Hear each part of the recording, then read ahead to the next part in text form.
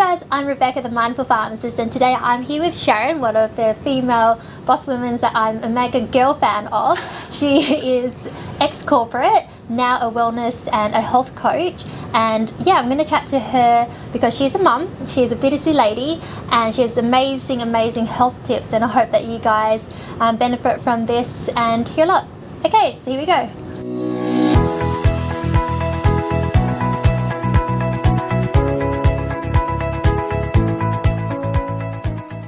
So this week is World Diabetes Day. Thank you so much for coming to the pharmacy and chatting with me. You're a busy mum and you run your own business, and I'd just love to ask you how you look after yourself. I guess I've always made exercise a priority, so I do make a point, and no week is the same for me, so because I'm my own boss, I often will have a different schedule, so I always do make time to schedule in my exercise, so that's always been really important to me. But also really important to me is nutrition. I don't like to use the word diet, but you know, as a family, making sure that I've really thought about our meals for the week, so meal planning, making sure that I've always got healthy snacks and things in the fridge for myself and my girls, because the reality is we're all busy, you know, my girls are on a busy schedule, I'm on a busy schedule, but I think a lot of that preparation and meal planning is something that's really helped make a big difference in being able to feed my family healthy food. I've seen a lot of like meal preps and all that online, but I never got to a particular information website that gives me good ideas and what to do. Yeah, how did you come about learning how to meal prep and cooking better? Partly through doing a program myself, which was a 30 Days Healthy Living and Beyond program, where I did learn a lot about food, and it did sort of force you to be a bit more organised in your meal planning. And then I guess I just learnt that that was actually a really better way to run my week, because I think what happens is when you don't have, you know, a meal plan, you know, you get really busy. Like tonight, for example, you know, one daughter's at ballet, I'm here. Okay. You know, my family, we're eating on the run. So, you know, the reality is I could then just quickly go to the supermarket, or worst case, you know, go to a drive-through, which I don't do that. But, you know, even just, you know, some takeouts, you think they're healthy, but they're not really. They're full of, you know, lots of sodium and other things. So what I do is I make sure that I plan at the beginning of the week what the meals are, and I make sure that if I know that I'm going to be out, like so last night I actually made extra that we would have left over for tonight. So it's just thinking a little bit ahead. So that I kind of learned it through doing a program myself, where it did sort of set me up just through doing a 30-day program, which really helped me to create new habits. Beautiful. And one of the habits that I took out of it was actually about being better prepared and better planned. Yeah, I mean, for 30 days, that's pretty consistent. Yeah, we don't have things like that in pharmacy yet, so I'd love to be able to learn it myself and then introduce it to more people. So I might do it myself and film it as I go along. Yeah, cool. Because I think the reality is, you know, that a lot of people, you know, we go to school, we learn a little bit about nutrition in health ed, and then really it just depends on what model the mum is, or the dad, or whoever's doing the cooking is for the children. Like, no one really teaches people about nutrition. No. And there's so much out there now. And you know, really at the end of the day, people fall victim to marketing. So a lot of marketing is done to make us think that things are healthy, but at the end of the day, they're not. You know, a classic example, often we'll do like a little sugar quiz when I do talks for kids and parents, where I'll have a whole lot of foods there, and I'll have bags of sugar, and I'll get people to have a look and see, you know, how much sugar do you think is in this food or that food, and people are actually really astounded by how much sugar, for example, is in foods that might be made to look like they're healthy. So people might think, oh, you know, having a low-fat yogurt, that's great, it's low-fat, but they don't realise there's lots of sugar. So I think one of the really big things is just, you know, educating people around food and helping them to understand more about what's in food, what sort of things they need to be looking for. Even how to prepare a hormonally balanced meal. Like, you know, people just don't think about that. You know, am I really making sure that half my plate is full of, you know, really great healthy vegetables? You know, a quarter of the plate lean protein, a quarter carbohydrates, and a quarter, you know, your healthy fats. Just little things like that, basic tips. Because as I said, you know, we are busy, and so we need quick and easy options. We don't want to be counting calories or weighing things out. We just need to learn how to put a healthy meal and what it together. Looks like. Exactly. So those are sort of some of the things that we really like to teach people. And so after the 30 days, you noticed such a big shift in your home that you stuck to it. Yeah, so look, the whole idea of the program that I did and you know, support people through now is it's really a bit about hitting pause. It is about getting people to stop and have a look and say, what am I doing at the moment? Because like most people, when I say to them, step me through your typical day, when I say, what do you have for breakfast? they'll say nothing, a couple of bits of toast or a coffee. All right. And then when we start to talk about the rest of their day, it starts to show up some patterns. So it's really about looking at what am I doing, you know, with my health now, and then starting to look at healthier alternatives. So the 30 days is it's a bit more than just, you know, eating. It's a bit of a reset for your gut, balancing blood sugar, which is really important, and learning more about food. And if you can do something for 30 days, people will create new sustainable changes from doing that. Yeah, the thing with me is I did pharmacy, so you get 4 years in medicine, which is great because it saves lives. But then the other side is it puts them in this rotating door: disease, doctor, pharmacist, disease, doctor, pharmacist. And all the research coming through now is all going back. You do 50 years of research on one condition, and at the end of that, you know, doctor's paper will be like, change your diet. Yeah. Yeah, so well, that's the thing, like so many people that we've been able to help, you know, who've had lots of, you know, chronic health conditions, it does come back to diet. Yeah. And in pharmacy, we always had to give 2 lifestyle factors. So at the end of exam, we said, this is a drug, this is a condition, this is a side effect, and this is 2 ways to help yourself. And it's always exercise and diet. Yeah. To the point where we were like, oh, why do we even have to say that? It's so generic.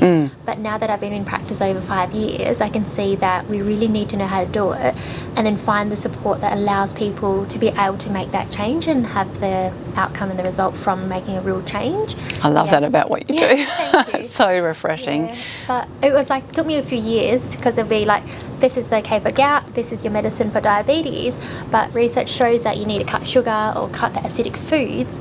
And they're like, oh no, but I just want to take this drug so I can keep doing what I want to do. But they will come back to me, say a few years later, and go, okay, help me now because I'm in too much pain.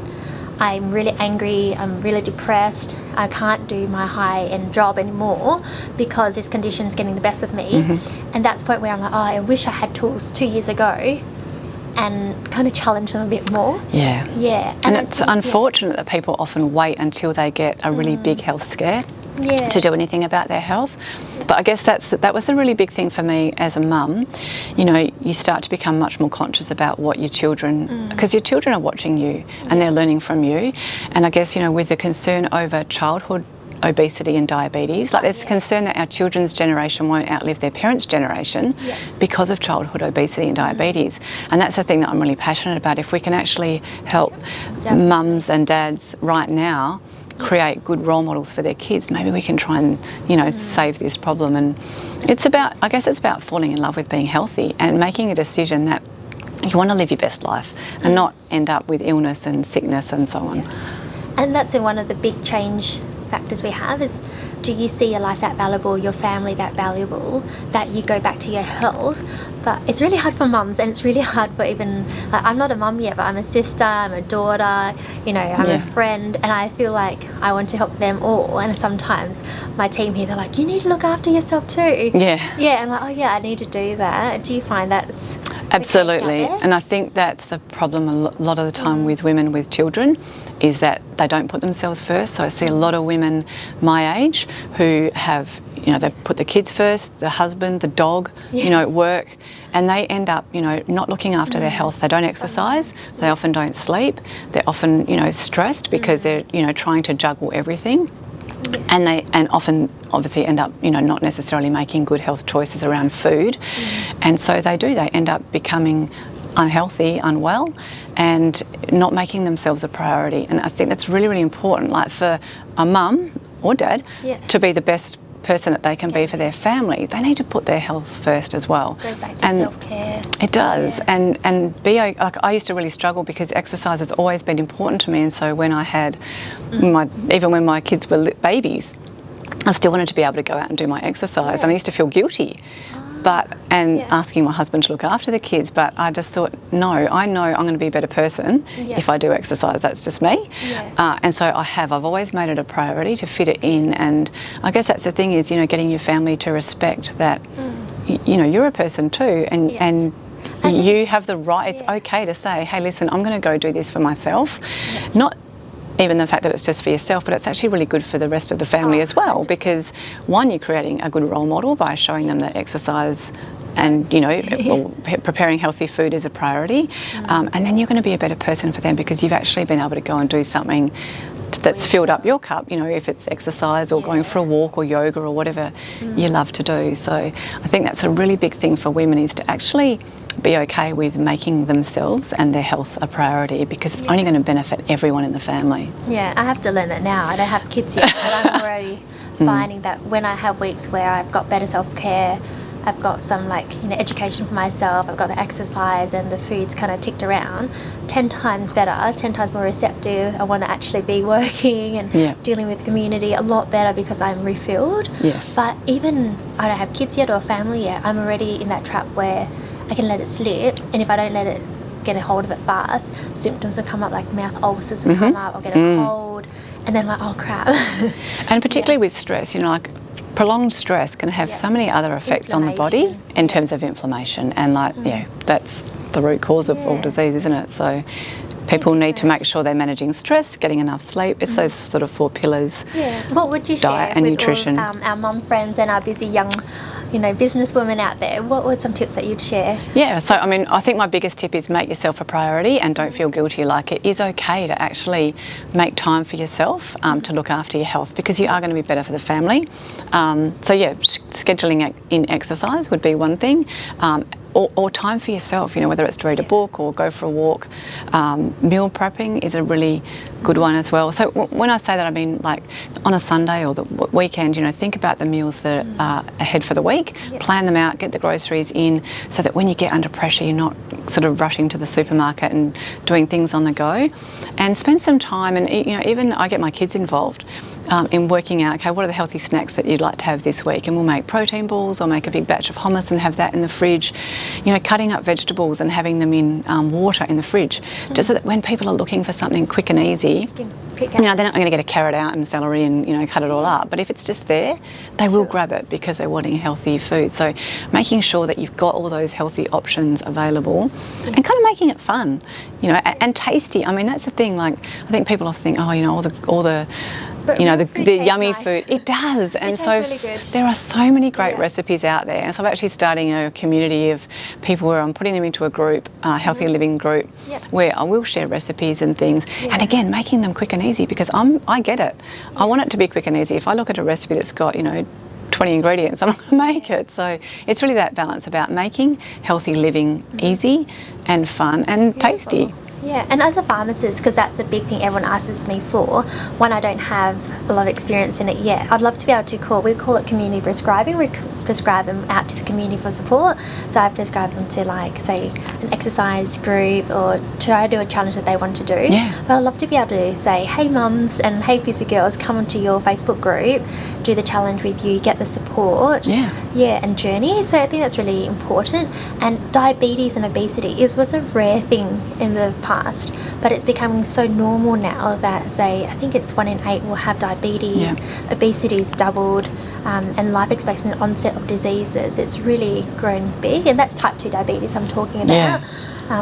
But it's really, where can you make the change? And it's not in the kid, you're right. You can't go and tell that kid stop eating the lolly. It's really like the parents, you know, eating the right foods and the kids mimicking it and mirroring what the parents are doing. Absolutely, because at the end of the day, the parents are the ones that do the shopping and, you know, facilitate kids. You know, one of my big passions is, you know, I see a lot of kids doing sport, and then they come out of their sport and it's just become standard that they'll have a Powerade or a Gatorade, and, you know, a packet of snakes gets handed around, and you just think, oh gosh, you know, you've just gone and so, you know, those food associations actually become, and that's a really big thing as well around food, is actually the emotional connections with food. It's so emotional.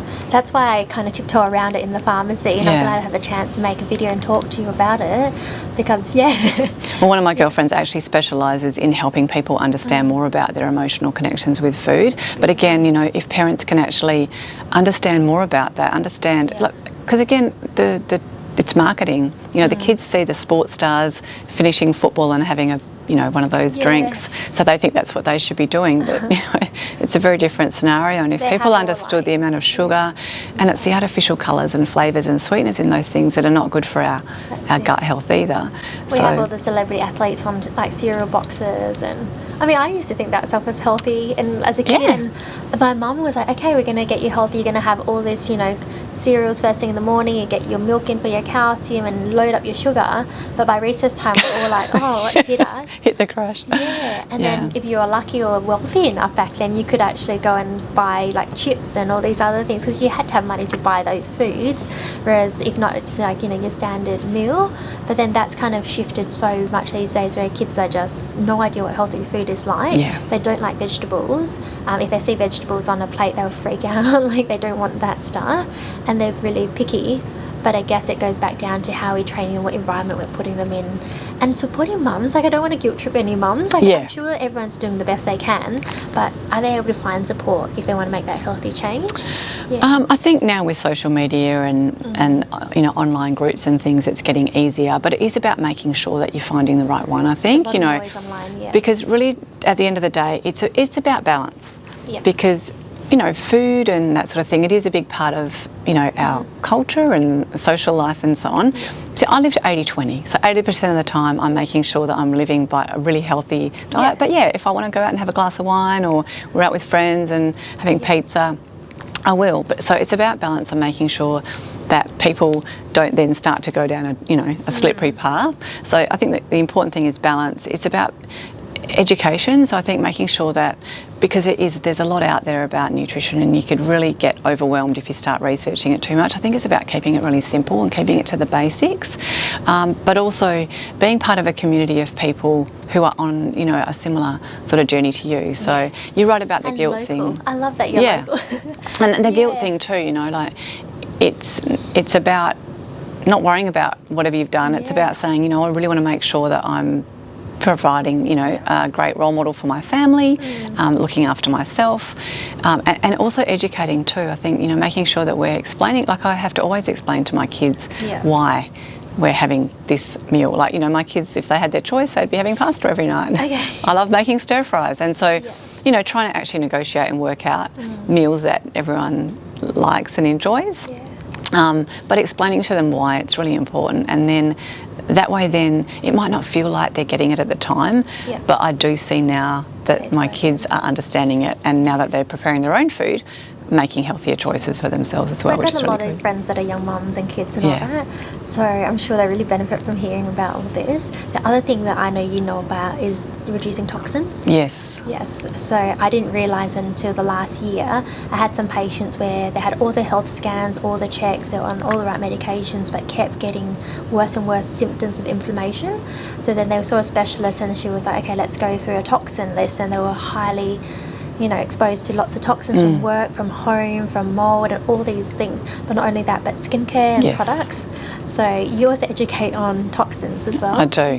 That's that was one of the really big things for me. I had absolutely no idea about was that our skincare products and personal care products in Australia, we come under the Food and Drug Administration, which only bans 11 ingredients from being in our products, and 125 ingredients that they put in there are known to be linked to cancer. And one of the big ones is parabens, so that's something that I'm really passionate about. I've got a strong history of breast cancer, so I love teaching people how to read labels.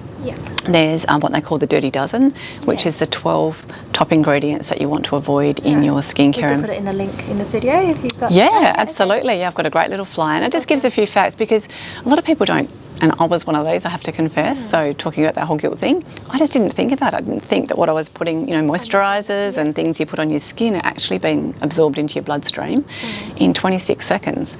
And all those tiny amounts of toxins, you know, we will use between 7 and 37 products a day.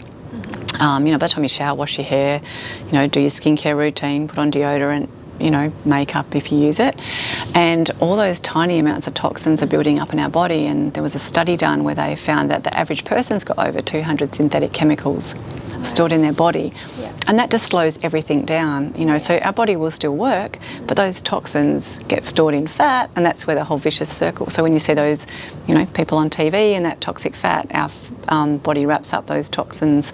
Fat's kind of like bubble wrap for toxins. So another, you know, that link with diabetes is actually getting rid of that toxic fat, because, you know, a healthy body will reach and maintain a healthy body weight. So it's about limiting the amount of toxins we're putting on our body, even through cleaning products and things, and also in the foods that we eat, there's often lots of toxins as well. So I love teaching people how to read labels and how to make healthier choices about the products they're using. Again, as a mum, you get to choose what products you put on your skin. But your kids don't.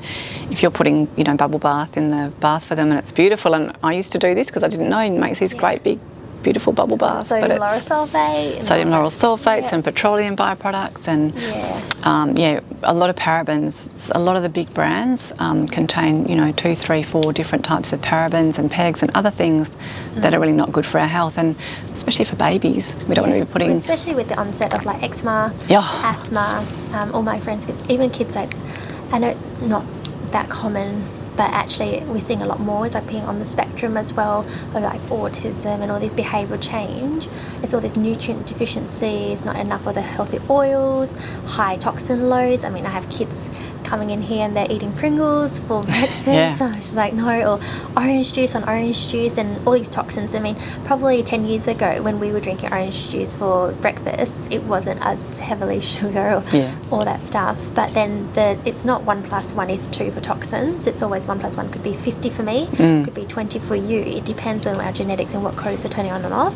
But in a pharmacy setting, I don't have the time, and I don't think people expect it to be like, hey, these are all these toxins you need to avoid.